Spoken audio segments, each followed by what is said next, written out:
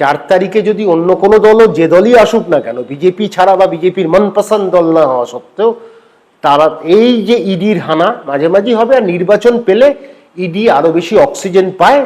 Boost is the secret of my energy, যেরকম হয়, election is the secret of ED's energy.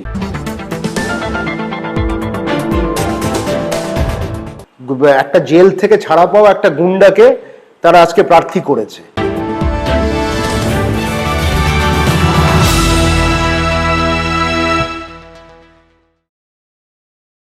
প্রথম দফার vote হয়ে গেছে রাজ্যে, বাকি দ্বিতীয় দফা। কিন্তু পিছু ছাড়ছে না ইডি বিতর্ক।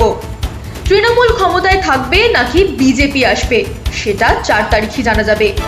কিন্তু তৃণমূল জিতলেও কি ইডির চাপের মুখে টিকে থাকতে পারবে? বিজেপি যেভাবে কেন্দ্রীয় এজেন্সিকে ব্যবহার করে তৃণমূলকে চাপে রাখছে, তাতে প্রশ্নটা আসছেই। টিএমসি জিতলেও কি ইডি তাদের অভিযান ও তল্লাশি চালিয়ে যাবে? পরিষ্কার কথা, ইডি কেন্দ্রীয় সরকারের অধীনস্থ। এখন এই মুহূর্তে বিজেপি সরকার যেভাবেই হোক, বাঙালি এবং বাংলাতে যে কোনো সরকারকেই তাদের পছন্দ মতন না হলে বারবার মানসিকভাবে শারীরিকভাবে অত্যাচার করবে, আর ইডিকে একটা পলিটিক্যাল ওয়েপন হিসেবে ইউজ করবে। সুতরাং এই অত্যাচার থামবে না। 4 তারিখে যদি অন্য কোনো দলও যে দলই আসুক না কেন, বিজেপি ছাড়া বা বিজেপির মনপসন্দ দল না হওয়া সত্ত্বেও, তারা এই যে ইডির হানা মাঝে মাঝেই হবে, আর নির্বাচন পেলে ইডি আরো বেশি অক্সিজেন পায়। Boost is the secret of my energy, যেরকম হয়, election is the secret of ED's energy. So ED আসবে, নতুন করে আসবে, মাঝে মাঝে দেখবো আমরা নাটকগুলো। নির্বাচন কমিশনের আসল লক্ষ্যকে অভিষেক নাকি মমতা নাকি দুজনেই? নির্বাচন কমিশনের হচ্ছে নিরপেক্ষতা দূরে রাখা। আসল লক্ষ্য একটাই, পক্ষপাতমূলক কাজ করা, একটা বিজেপি নামক দলের সাথে সহযোগী হয়ে তাদের মতন কাজ করা, তাদের অঙ্গুল হেলনে কাজ করা। সুতরাং সেটা একই দলে মমতাও আছেন, অভিষেকও আছেন। তারা আত্মীয় স্বজন, আত্মীয় স্বজনের ওপর আছড়ে পড়ছে। দুজনের টার্গেট দুজনেই, যাতে যেভাবে হোক তাদেরকে পর্যদস্ত করা যায় একটা আইনিভাবে। এটাই হচ্ছে ঘটনা। সম্প্রতি অভিনেত্রী নুসরাতকে ইডি তলব করেছে, এর পেছনে কারণটা কি? দেখুন, নুসরাতকে নিয়ে কিছু প্রশ্ন থেকে যায়। নুসরাত একসময় এমপি ছিলেন, কিছু কার্যকলাপ হয়েছিল, তার বিরুদ্ধে কিছু অভিযোগ আসে, সে বিষয়ে ইডি করছে। ঘটনাটা হচ্ছে, যদি সত্যি সে কার্যকলাপ মানুষের জন্য না হয় বা মানুষের বিরোধী হয়, তাহলে ইডি করুক না, কিন্তু ট্রান্সপারেন্সিটা রেখে। ট্রান্সপারেন্সিটাকে আমি যদি ডেসিমেট করে দিই, আমি যদি পক্ষপাতমূলক হই, আমি যদি একেবারে একটা অথরিটেরিয়ান অ্যাটিটিউডে কাজ করি, তাহলে তো absolutely not acceptable. Malicious investigation is not acceptable at all, যেটা মাঝে মাঝে ইডি করছে। সোনা পাপ্পু, যার নাম এখন রাজ্য রাজনীতিতে প্রায় শোনা যাচ্ছে, ইডি রেডও পড়েছে তার বাড়িতে, তিনি কি টিএমসির শীর্ষ নেতাদের হয়ে কাজ করেছে? পরিষ্কার কথা, একটা কথা বলছি, বড় মস্তান, প্রচুর পয়সা, তারা প্রত্যেকটা দলকে টাকা দেয়। কিছুদিন আগে তোমাদের মনে আছে, বারিক বিশ্বাস বলে এক ভদ্রলোকের বাড়িতেও ইডি গেছিল। এই বারিক বিশ্বাসের সাথে সব দলের নেতাদের যোগাযোগ আছে, সেই সোনা পাপ্পুর সাথেও আছে। আর পুলিশ পারছে না, এটা হতে পারে কোনো দিন তাকে ধরতে? বীরাপ্পানকে যেদিন পুলিশ চেয়েছে সেদিন পুলিশ মেরে দিয়েছে। আর বীরাপ্পানকে কোনোদিন এতদিনে পুলিশ ধরতে পারেছিল না, এত পুলিশ হত্যা করেছে সে। রাজনৈতিক নেতারা যখন শেল্টার দেয় তখন কারুর ক্ষমতা থাকে না। যেদিন রাজনৈতিক নেতারা আশীর্বাদ সরিয়ে দেয়, হাতটা সরিয়ে দেয়, সেদিন পুলিশ ধরে ফেলে বা তাকে নিকেশ করে দেয়। এই হচ্ছে ঘটনা। দেখা গেছে মার্লিনের মতন সংস্থাতেও ইডি রেড পড়েছে।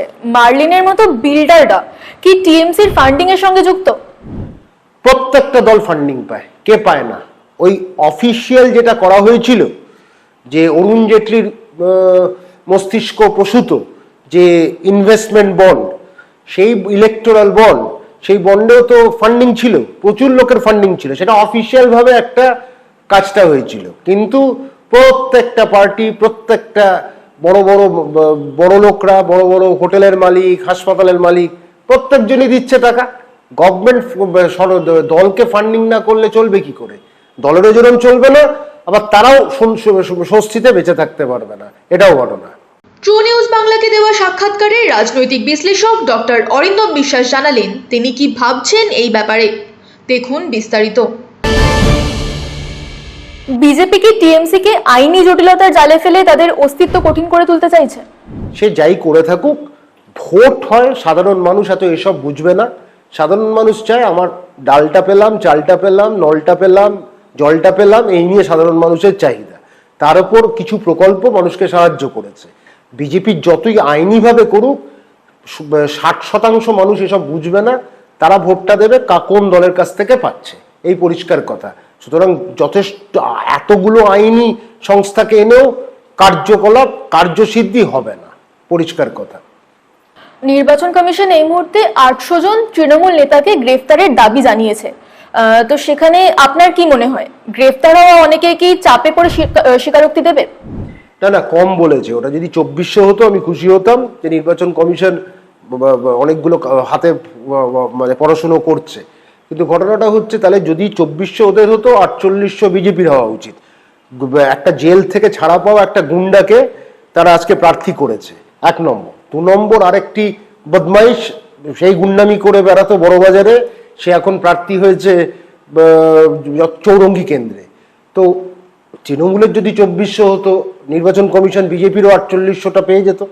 তো কম করেছে, কম সংখ্যাটা দিয়েছে, কাজটা কম করতে হবে বলে। কিন্তু এইটা একেবারে বোকার মতো করছে, মানুষ লোক হাসানো ছাড়া আর কিছুই না। এতগুলো টিএমসি নেতার বাড়িতে ইডি রেড পড়েছে, সেটা কি নির্বাচনের ফলাফলে বিশেষ করে আসন সংখ্যায় কোনো প্রভাব ফেলবে?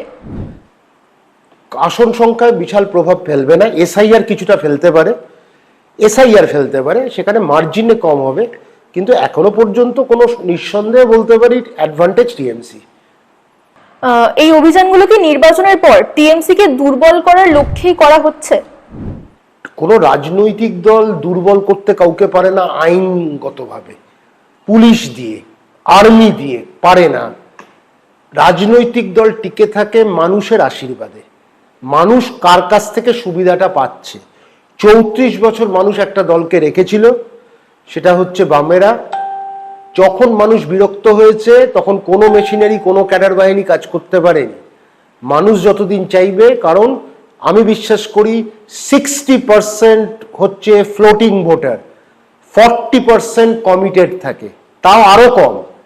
কমিটেড ভোটার, আমাদের ভোট বলে কিছু হয় না, মানুষের ভোট, সেটা মানুষের নিজের অধিকার। সুতরাং মানুষ যতদিন একটা দলের পেছনে থাকবে, সেখানে আর্মি নামিয়েও কিছু লাভ হবে না, পুলিশ ফোর্স নামিয়েও লাভ হবে না, আমেরিকা রাশিয়ার থেকে ডেল্টা আলফা ফোর্স নামিয়েও কোনো লাভ হবে না। কারণ মানুষ ভোটটা দেবে, মানুষ চাইবে কাকে আনতে, সেটাই হচ্ছে সর্বশেষ কথা।